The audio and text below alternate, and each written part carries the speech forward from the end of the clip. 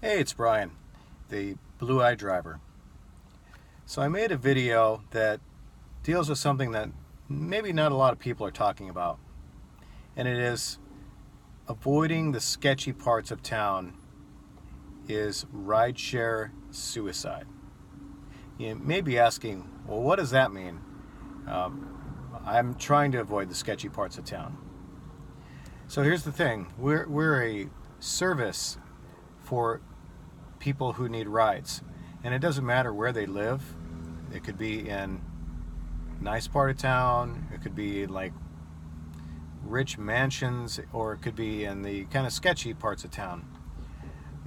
It doesn't matter. We shouldn't discriminate against people based on where they live, or really for any reason. Obviously, we should use common sense and not pick up people maybe in the sketchy parts of town at like 3 in the morning. Obviously, pay attention to your instincts. They're there for a reason. But just to blatantly discriminate because I don't want to go in that part of town, I'm not going to get a tip. Well, we're in the service industry, and we need to give our best service to people, whether they're rich or whether they're poor or middle class. It's our job to give them the best service we can to get them from point A to point B and make them feel comfortable and basically outdo the taxi service, because the taxi service is overpriced, outdated, and it's that's why we're here. So there's some stereotypes that people have about picking up people in the sketchy parts of town. Maybe they call it the hood, maybe they call it the ghetto, however you identify the sketchy parts of town. There are certain stereotypes like, oh, well, they're gonna not tip me. Oh, they're gonna steal from me, or they're gonna mess up my car. Well, you don't know that. They're students that live in sometimes those neighborhoods who are going to school to be doctors and lawyers, or for whatever financial reasons or situations people live there. Doesn't necessarily mean they're not going to tip you or they're going to be bad passengers. It's just that's where they happen to live. On the flip side of that, the people that live in the nice mansions, there's no guarantee they're going to tip you either or be decent people.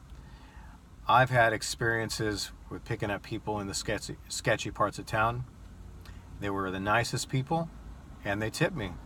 I've even had people tip me $10, $20, $30 for taking them from maybe a 20-minute ride from the sketchy part of town to an appointment. I've had other situations where I've picked up somebody from the airport and taken them to a very, very exclusive, rich house, and they were so rude and condescending, and they didn't tip, and I'm like, wow. So you never know. I mean, stereotypes are just that, stereotypes. Not every person who lives in a certain part of town is going to be a certain way. And I live in the Silicon Valley, and there's a lot of rich neighborhoods in this area. And there's lots of poor neighborhoods too. So the key is to give the same service to people no matter if they're from very exclusive rich neighborhoods or very run-down sketchy neighborhoods. It's our job as Uber and Lyft drivers to give our customers 5-star service, no matter who they are, no matter what their race, creed, religion, socio-economical state is. We give everyone the same quality service. So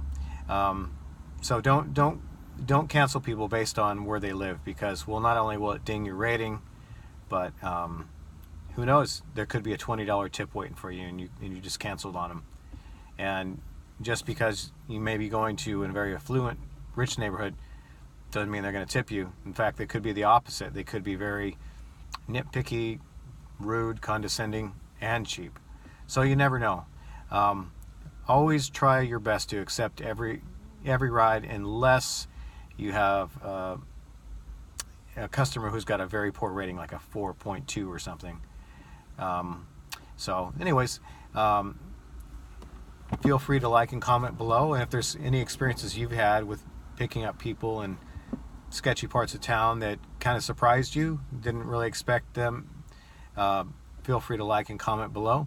Stay tuned for more videos on how to make the most amount of profit on your rideshare experience. Thanks. Talk to you later. Bye.